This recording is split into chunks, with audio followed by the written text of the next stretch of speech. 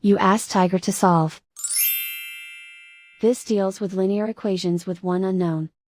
The final result is x equals 125/12. Let's solve it step by step. Simplify the expression. Expand the parentheses.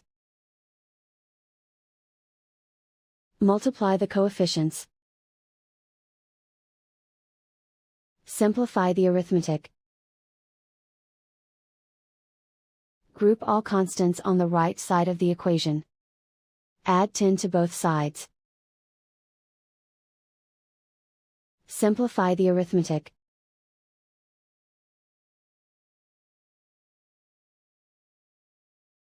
Isolate the x.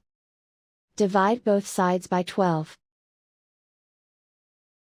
Simplify the fraction.